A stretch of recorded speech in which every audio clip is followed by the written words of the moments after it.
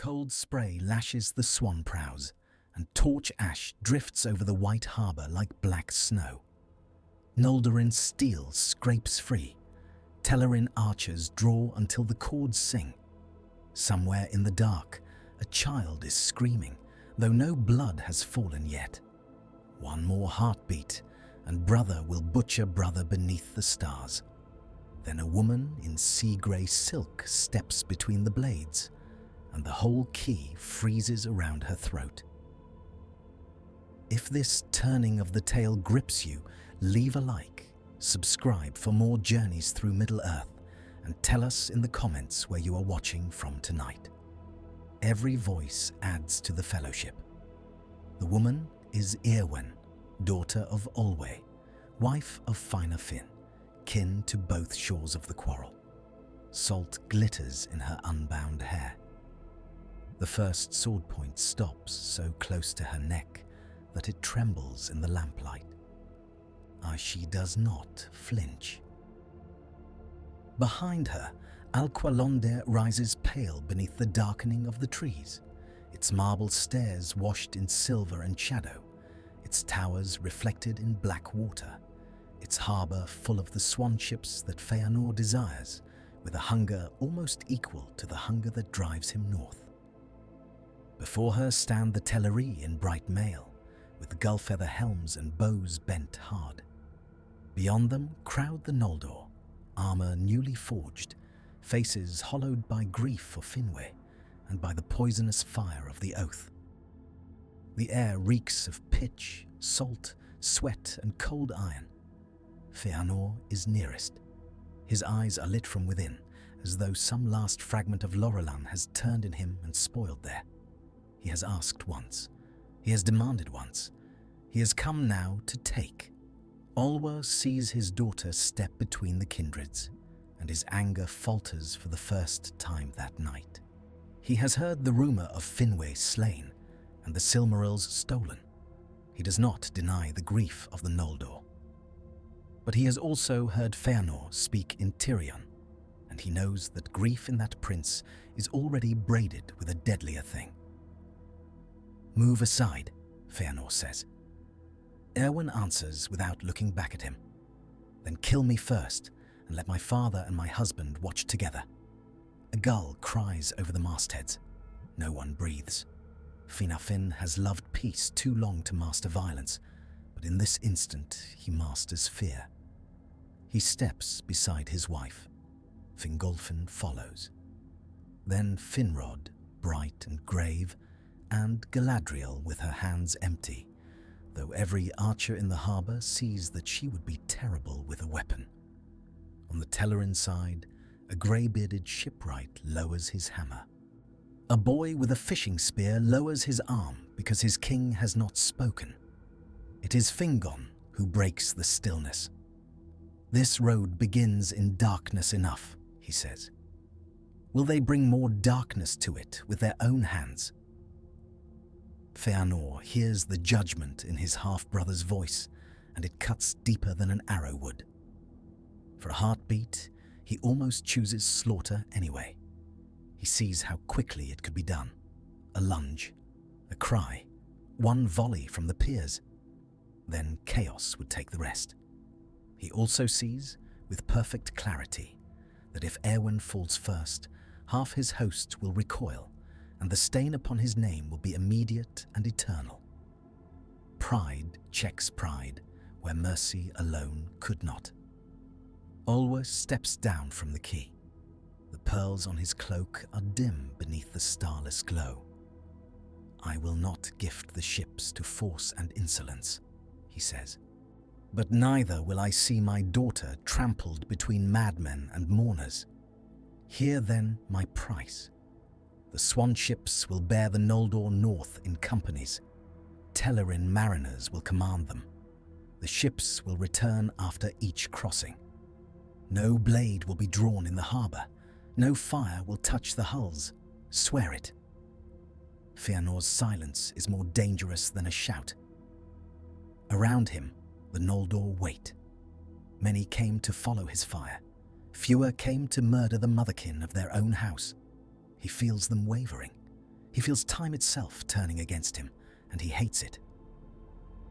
Maedhros, tallest of his sons, bends close. "Take the bargain," he murmurs. "Morgoth gains with every breath we waste." It is the first time that night anyone has spoken to Fëanor not as lord or rival, but as a son trying to pull a father back from a cliff. Fëanor does not thank him. He sheathes his sword with a hard metallic hiss that stings every ear on the key. "I swear no love," he says, "but I will not spill kindred blood for timber and sailcloth. It is not the oath Olwu asked for. It is enough." The harbour exhales, bowstrings slacken, torches stop wavering. Somewhere on an upper stair, the screaming child goes suddenly quiet, as if even fear itself has paused to listen. A Telerin ropemaker begins to weep without sound, his hands still wrapped in hemp that smells of tar and seaweed. A Noldorin smith wipes his brow with a shaking wrist, blackened from the forges of Tyrion. Neither man will forget how close the world came to breaking under the stars. By dawn, the swan ships are loading, not joyfully, not generously, but they are loading. The Noldor come aboard carrying helms, spears, bundles of grain, anvils wrapped in cloth, children with wide sleepless eyes, and grief too heavy for any deck. Telerin sailors move among them with thin faces and controlled voices. Orders are given. Oars are balanced. Wine casks are lashed down. The white prows part the dark water like knives through silk. From the sea walls of Alqualondë, wives and brothers of the Teleri watch the first company depart. Some spit into the surf after Fëanor's banner. Some bless Éowyn and none other. Olwu stands without moving until the last stern lantern is a star on the horizon. At the northern shores of Aman, where the air grows harder and the light thins toward the grinding ice, another voice waits for them. The Noldor beach in bitter wind among black rocks.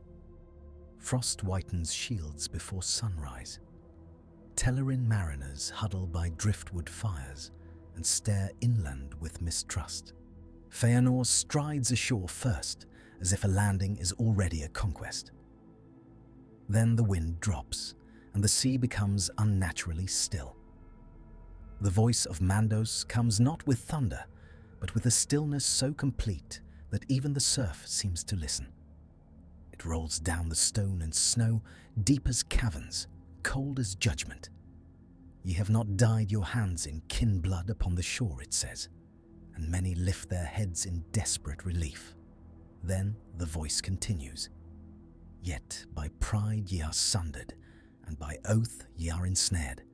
Exiles ye remain, tears uncounted shall ye still shed. Long shall the shadow of your words pursue you, and where mercy has delayed doom, choice shall sharpen it. That is all. No curse of blood, no full repudiation, no pardon. What is a warning to hearts that burn hotter than caution? To some, it is enough." Finarfin looks north into the waste, but then back south toward a wife already returned with the mariners. He knows, in a way Fëanor never will, that love can call a person home more strongly than pride can drive him onward. Before the second fleet is loaded, he kneels in the frost and declares that he will turn back, asking the pardon of the Valar and bearing with him many of the Noldor who can no longer separate vengeance from ruin. His sons do not return. Finrod remains. Angrod and Egnor remain. Galadriel remains, tall and silent, her face unreadable in the bitter light. She watches her father recede on the southern road until he is a dark mark in the snow. She will not see him again for an age. Fëanor says nothing as Finarfin departs. But deep within him, where grief for Finwë might once have ripened into wisdom, another seed hardens instead.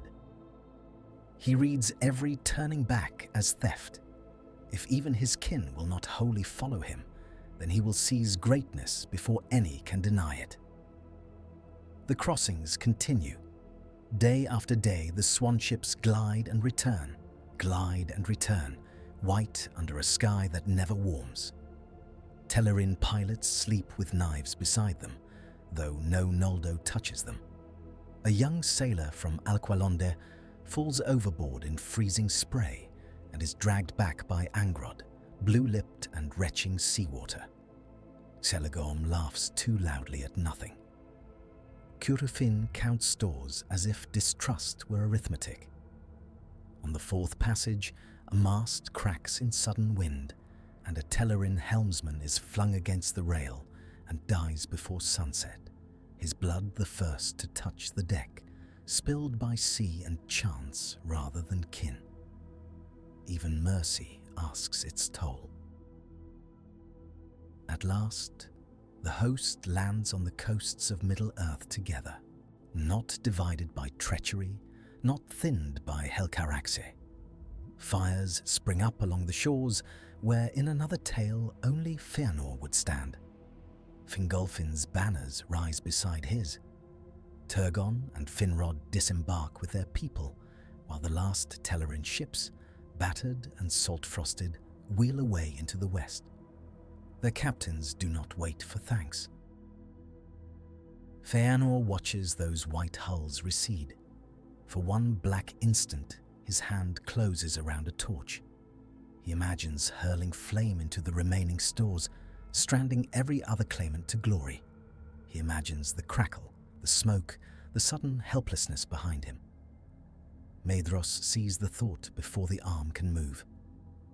"Father," he says, and there is iron in the word now, not this. Fëanor turns. Son meets sire without lowering his gaze. Around them the surf pounds, and the gulls wheel over cold beaches strewn with gear. A nearby, a tired Telerin captain, last to depart, watches with hollow eyes and one hand on the tiller. Fëanor lets the torch fall into wet sand. Steam rises. No ship burns. The first test comes almost at once. Morgoth has heard from his spies that the Noldor have crossed. He expects division. He expects delay. Instead, his outposts in the north see campfires scattered like a fallen constellation all across the shore, and before his orcs can gather, the princes of the Noldor strike beneath the stars. The battle under stars becomes in this world a storm rather than a raid.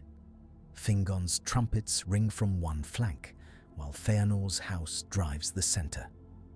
Turgon's spearmen advance in ordered ranks, shields bright in starlight. Finrod rides among them like a clear flame. And even the common soldiers who cannot see the whole shape of the war feel hope move through the host like warmth. Orcs break and are ridden down in moonlit frost. Their black blood steams on trampled grass. Wolves flee howling into pine-dark valleys. Fëanor sees victory and mistakes it for vindication. He surges ahead with his sons, beyond the range of support, beyond signal and caution, drawn northward by the impossible image that has ruled him since Tirion. The iron crown torn down, the Silmarils blazing in his own hands again. The plain narrows, hills close in.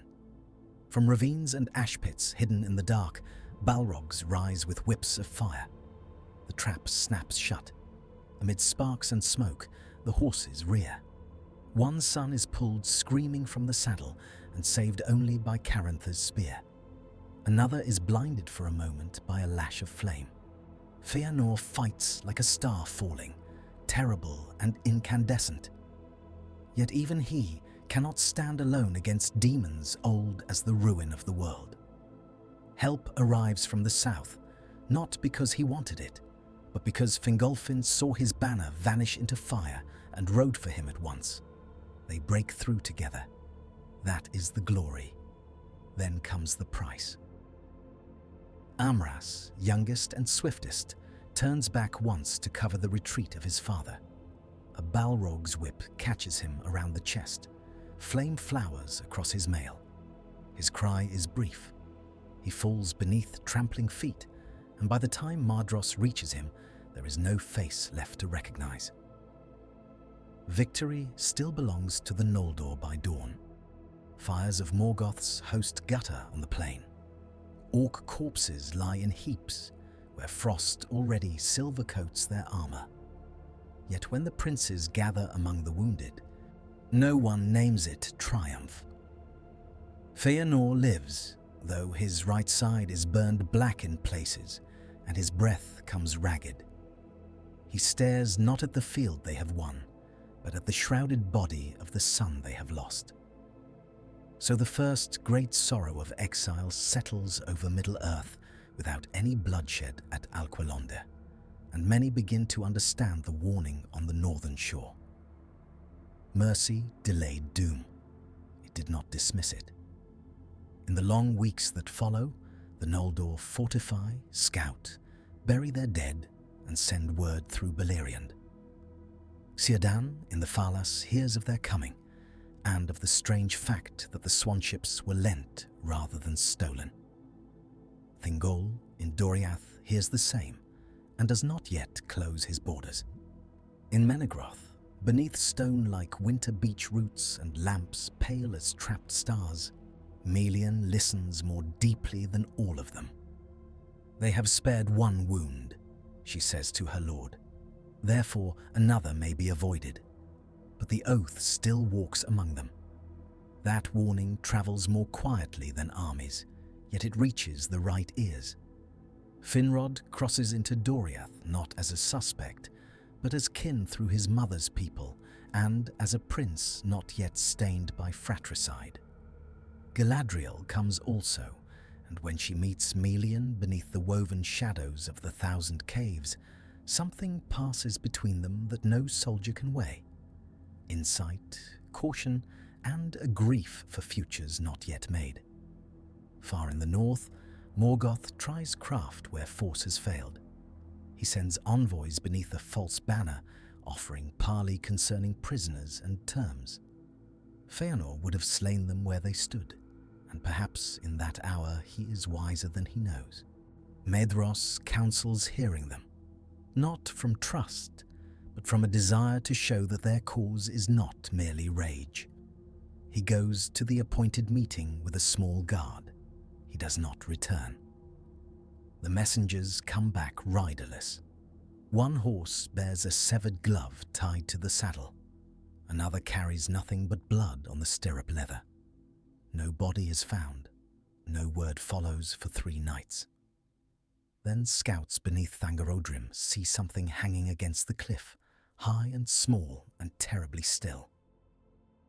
Maedhros lives, but only just.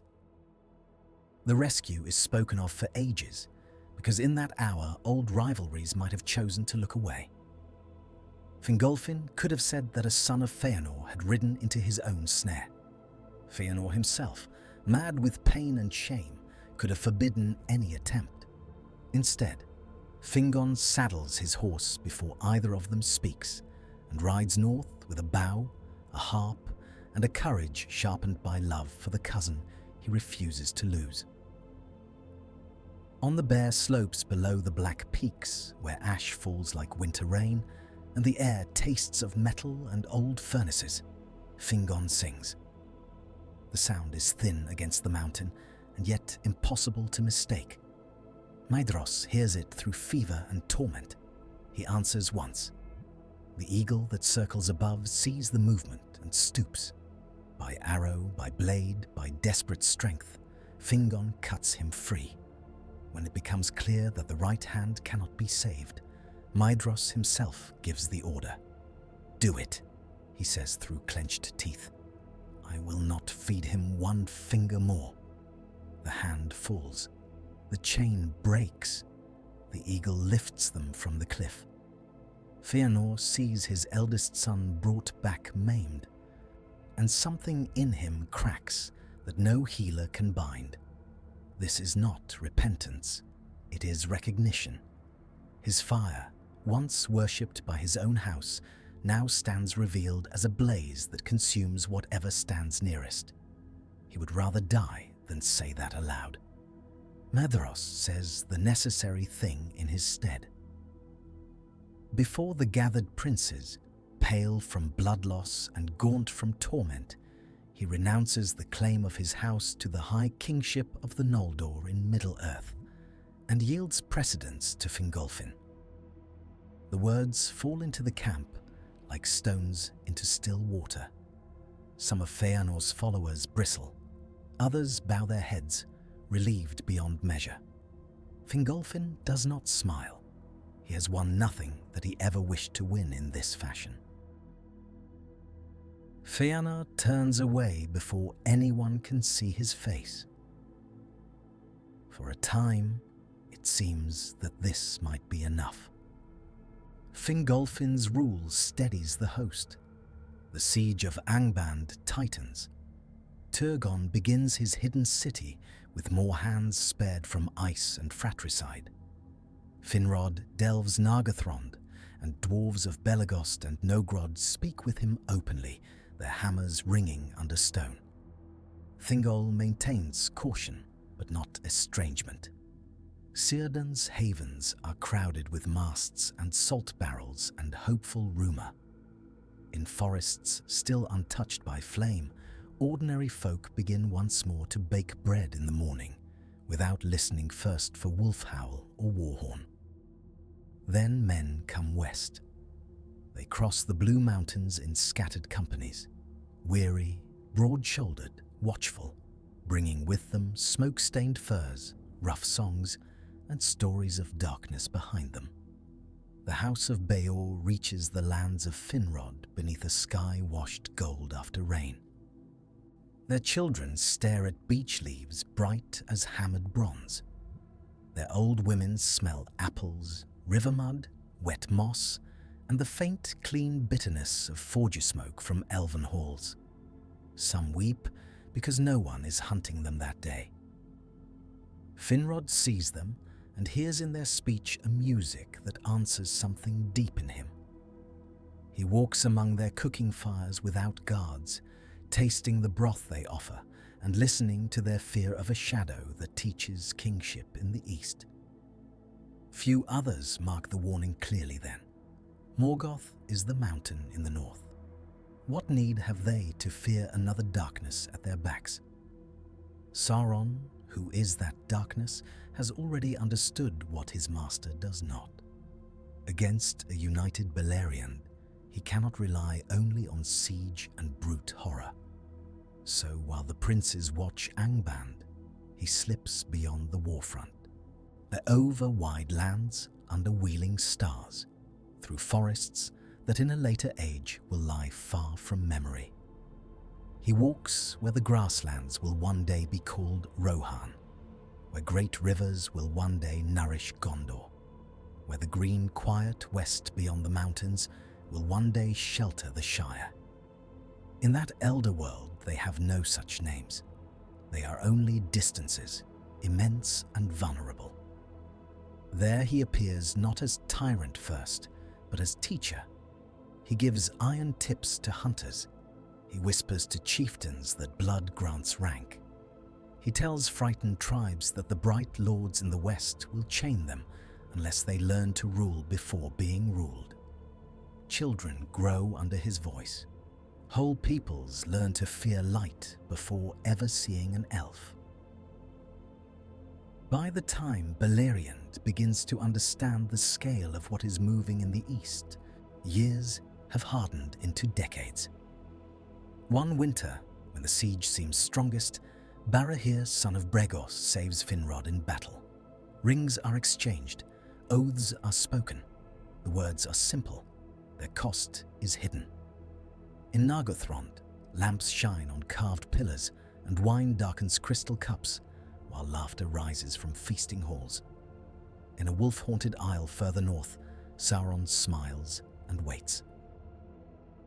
When Beren, son of Barahir, comes at last ragged and hollow-eyed to claim the aid once promised, Finrod does not hesitate. Many counsel against it. Nargothrond needs him. The north is restless.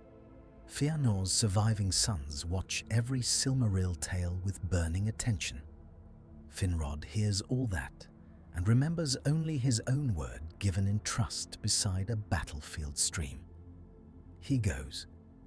The road to Tolin Gauhoth is wet with sleet and old fear. The stones there smell of mildew, blood, and beast kennel musk. Sauron meets them not with armies first, but with song and sorcery. It is a contest of power and will, and for a moment Finrod's voice fills the dark with visions of Valinor, bright fountains, white gulls, and the light before ruin.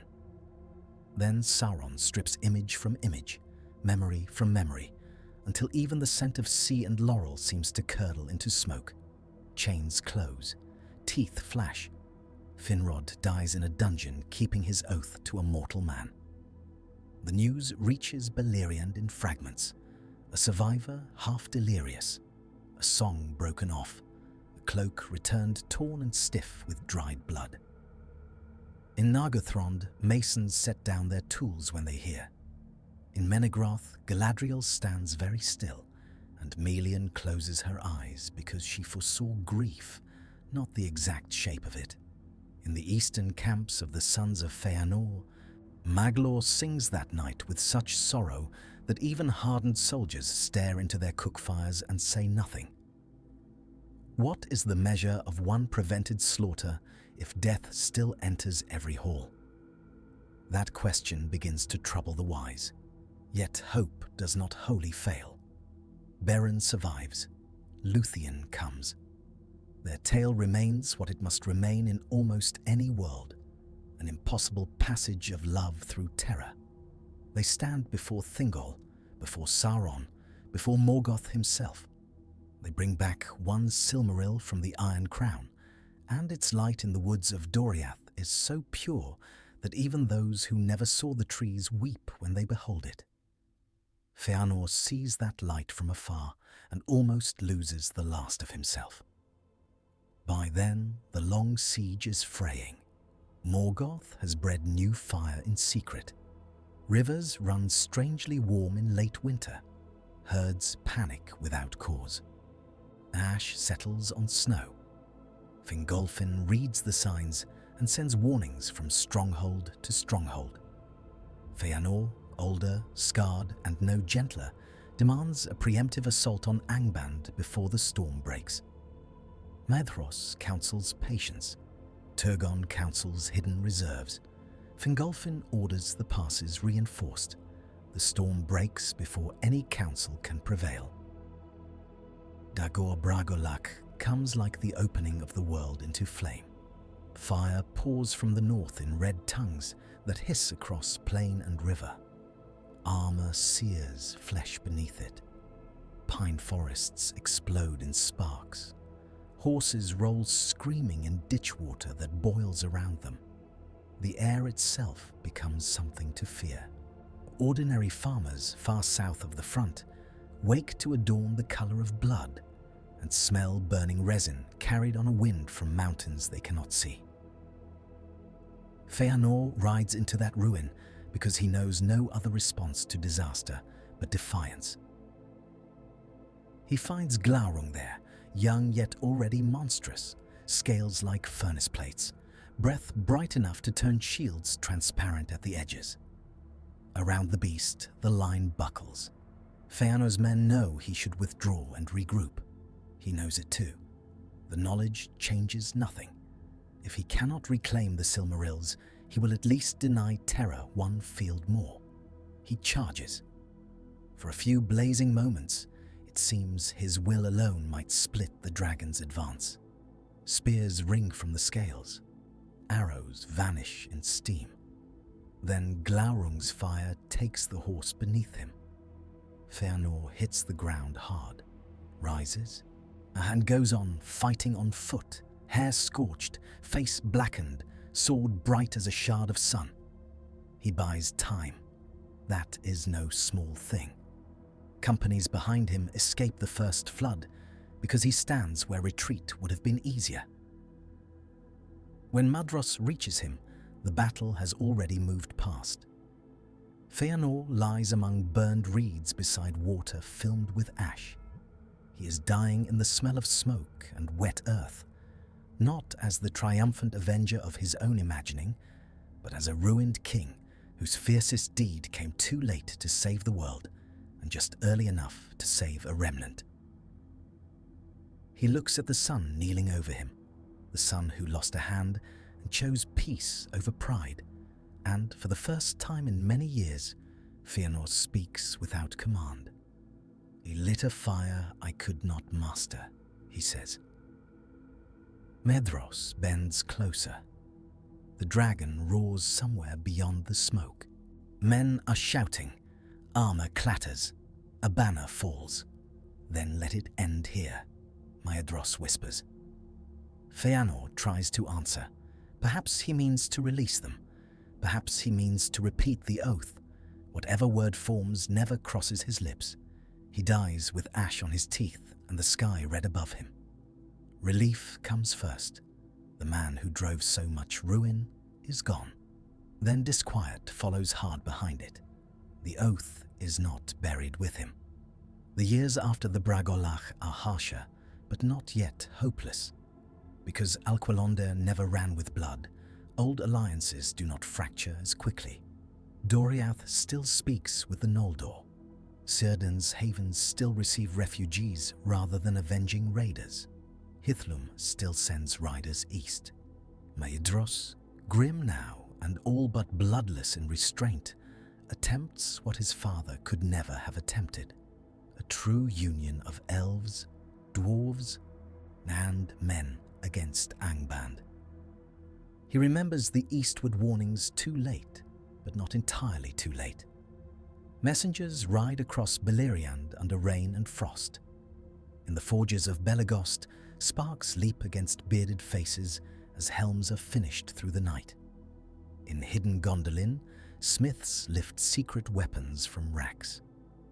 In Doriath, Melian watches Luthien's line and says nothing of what must eventually be chosen. In the homes of mortal men, women bake hard journey bread while listening to whetstones on spearheads and pretending not to hear the tremor in those sounds. The union that gathers is greater than any in the history of the Eldar east of the sea. On the morning it moves, armor flashes from hill to river in such numbers that some think the final hour of Morgoth has come. For a long while, they are almost right. Nenaith Arnoediad begins in thunder. Dwarves drive like iron wedges against the gates. Fingon's banners stream in hard wind. Turgon comes out from hidden Gondolin in white and silver, and warriors who believed him a rumor fall to their knees when they see him. Maedhros closes from the east. Orcs break, drums falter, even Angband seems to recoil. Then the east answers. The men whom Sauron has schooled for generations, the tribes fed on fear of western lords and promises of dominion, turn in the midst of battle. Not all. Never all. Some die loyal. But enough. Enough to rupture lines, enough to open lanes for wolves and fresh regiments, enough to change triumph into ruin in a single afternoon. Betrayal always finds the seam already weakened. When the treachery comes, it feels to veterans like an echo of a slaughter that never happened. Trust collapses. Signals vanish in smoke. Spears once aimed north swing sideways. Men cry out in languages their allies do not know. The rain begins, hissing on hot mail and trampled blood. Fingon falls beneath a press of foes. Huor dies. Hurin makes his last stand in mud that sucks at boots and drinks kings alike. Turgon is cut off and forced back toward hidden ways. Maedhros sees the field turning and knows, with the cold certainty of one who has lived too long beside doom, that this is the price Sauron has been growing while they watched only the mountain, The battle ends in desolation. Yet even here the spared blood of Alqualondë matters. Doriath does not shut itself in complete contempt. The havens of the mouths of Sirion are not assaulted by desperate kin. Refugees flee there by the thousands, smiths without forges, children without fathers, warriors with mail fused to burns, and women carrying seeds in linen pouches because memory alone will not feed a winter. Círdan receives them. So does Elwing later. So does the remnant of the House of Hador. Grief piles like driftwood, but the refuge holds. Thingol still dies in time because greed is not owned solely by the Noldor. The Silmaril set in the Noglamir kindles covetousness in dwarven hearts, and in Menegroth steel flashes under lamplight. There is murder in the Thousand Caves after all, though not by Fëanor's sons. Melian departs, Doriath wanes. Beren comes again, grim as winter, and hunts the killers. Luthien fades from the circles of the world in her appointed sorrow. The jewel passes to Dior, then to Elwing. The surviving sons of Fëanor watch each passing with the old fire gnawing at them. Celegorm presses for force. Curufin speaks of right. Caranthir calls mercy weakness. Maglor says little because music has taught him what words have not. Medros listens to them all while the sea beats against the shore below their camp. At last they send riders toward Sirion. Every refugee in the mouths of the river fears what message is coming.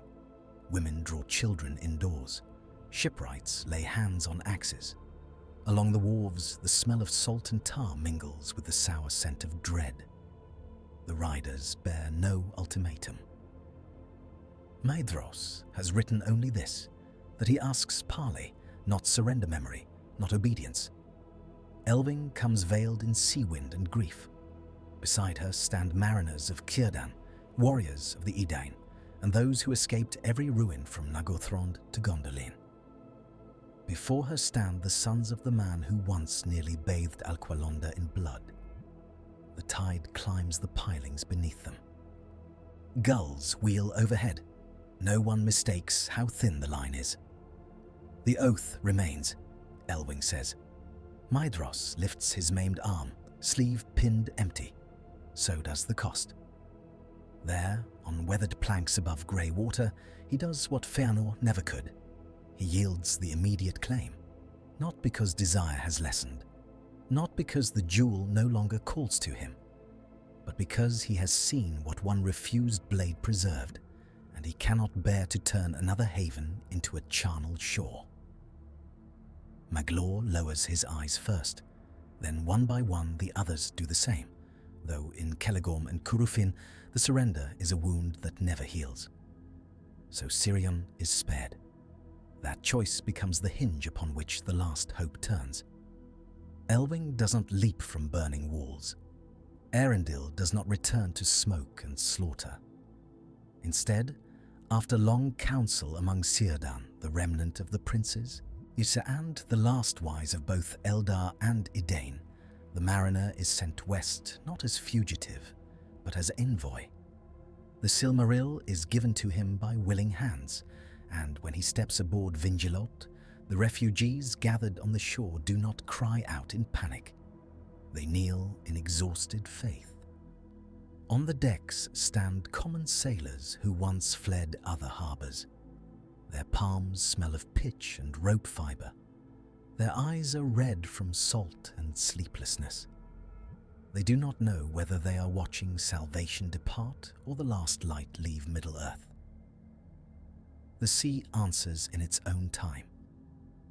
When Eärendil reaches Aman, the plea he bears is not only for broken exiles and bloodied men, but for a world that has tried mercy and still suffered, tried alliance and still been betrayed, tried endurance and found it finite. The Valar hear him. Perhaps they hear more keenly because the first and worst stain among the Eldar in exile was never laid upon the stones of Alqualondë. Perhaps they would have come regardless. In the end, help comes, and history remembers the coming, not the hidden debates before it. The War of Wrath remakes the world as such wars must. The hosts of the West descend. Morgoth's towers split. Dragons die in fire larger than their own. Seas are torn open. Mountains are broken. Those on the farther coasts feel the trembling underfoot and know only that some final contest beyond sight is unmaking the horizon. Far away, in the wild lands that will one day be crossed by horse lords of Rohan and watched by the white towers of Gondor, rivers shiver in their banks. In western forests, where small furtive peoples will later burrow and garden in the land called the Shire, birds rise screaming from the trees. Relief comes first. Morgoth is cast out. The long fear ends. Refugees breathe as if for the first time in centuries. Survivors embrace on beaches littered with wreckage. Smiths pick through shattered camps and talk of rebuilding. Círdan's mariners count the living by lantern light. Children born in exile chase each other among driftwood and do not understand why adults keep turning toward the west and weeping. Then disquiet enters quietly, as it always has.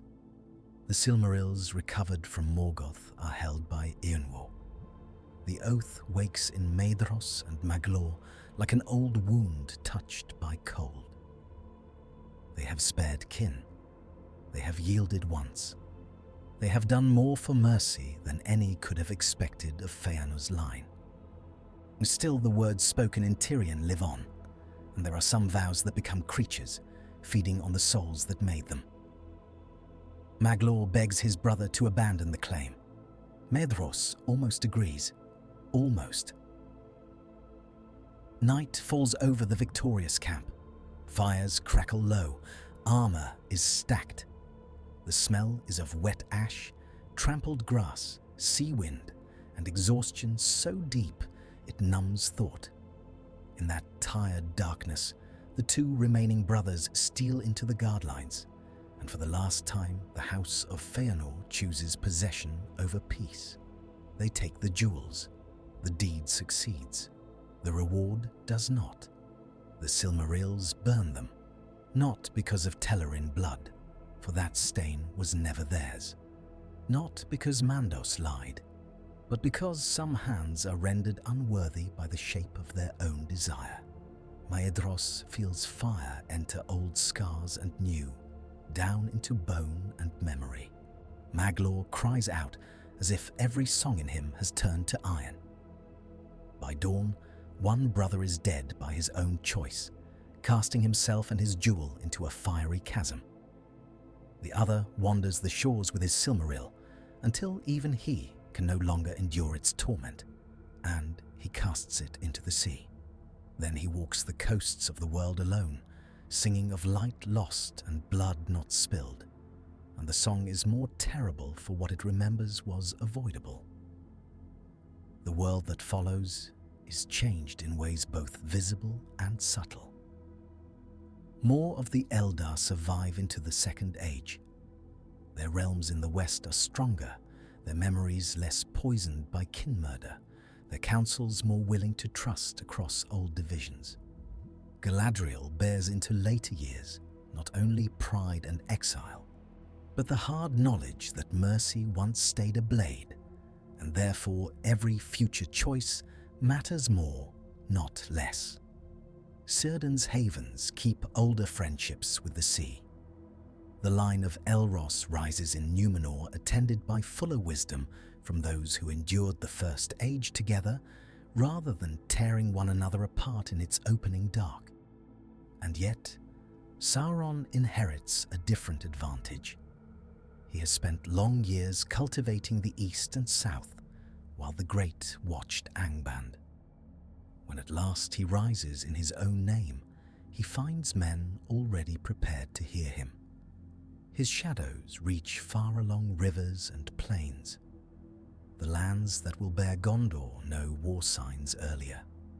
The wide grass that will thunder beneath the riders of Rohan remembers older lies in the soil. Even the later peace of the Shire exists under a sky shaped by choices made before its fields had names. So was Middle-earth saved by the prevention at Alqualondë? In part. Thousands lived who would otherwise have died on white keys, on the grinding ice, in havens sacked by kin. Trust survived longer. Hope burned clearer. Arendelle sailed with blessing rather than desperation. That is no small revision. It is a mercy vast enough to alter ages. But would one act of restraint unmake pride, hunger, grief, greed, and oath? It would not. It would only leave those forces no longer able to hide behind inevitability. In this world, the Noldor cannot say that blood on the shore doomed them from the first moment of exile. They must own more plainly each later ruin they choose. That is the most severe mercy of all. Far west, where the white stairs of Alqualondë descend into water cold as memory, no stain ever took the stone that night, and still the sea looks black beneath the stars.